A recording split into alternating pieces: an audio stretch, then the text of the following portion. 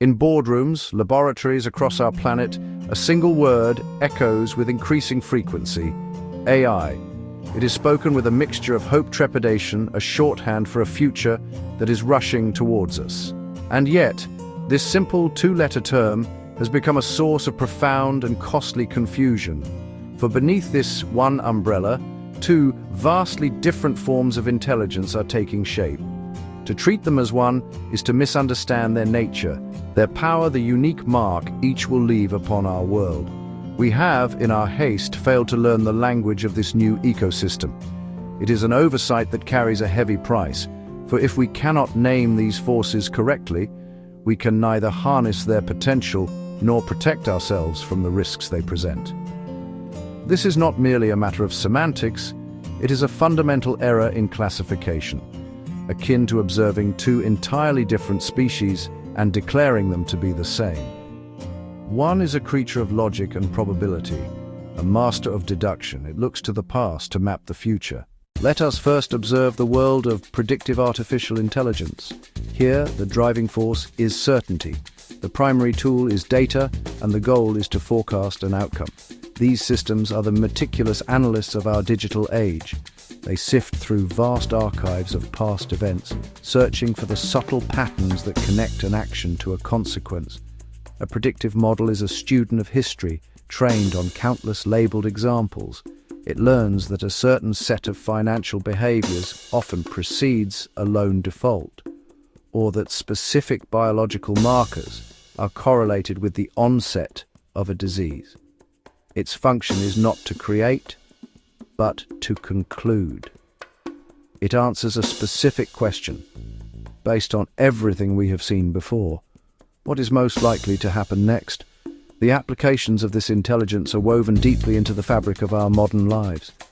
The credit score that determines a mortgage application, the software that flags a fraudulent transaction, the diagnostic tool that assists a radiologist in spotting a tumor. These are all the work of predictive systems. They operate within defined boundaries, and their success is measured by a simple, unforgiving metric: accuracy. We test them rigorously, holding back a portion of data to see if the system's predictions match the real-world results. A failure is often clear and quantifiable. A loan is wrongly denied. A genuine purchase is mistakenly blocked. The harm, while significant, is usually a direct and measurable error in calculation.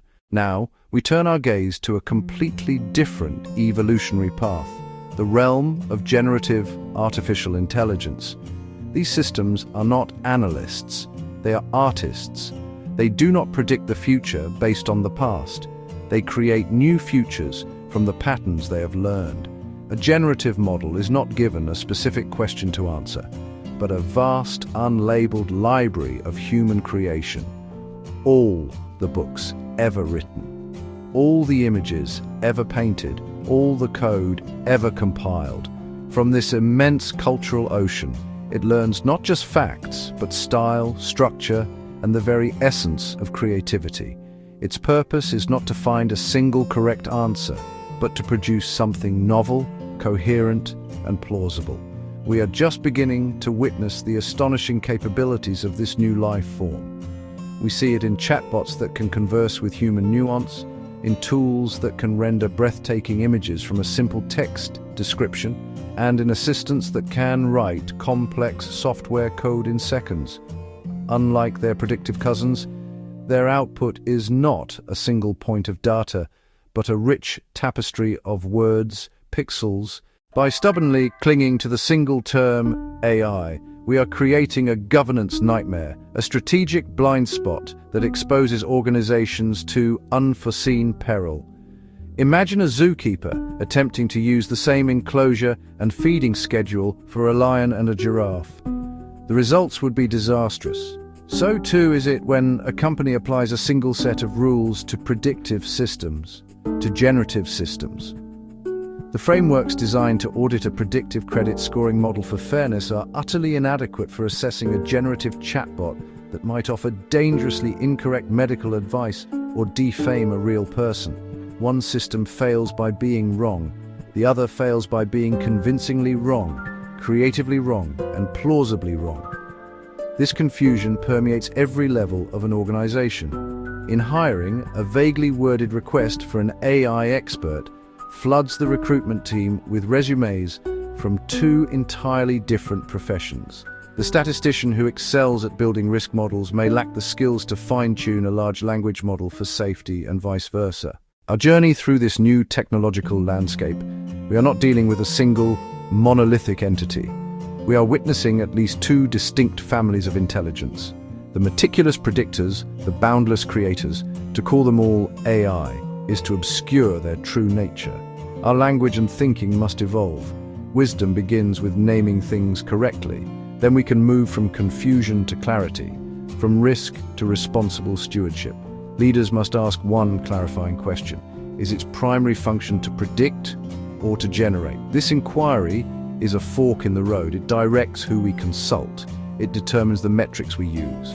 It shapes the ethical guardrails we build. It is the compass for navigating this territory, ensuring we build the right enclosure for the right creature. Practical steps follow naturally. We must cultivate separate habitats.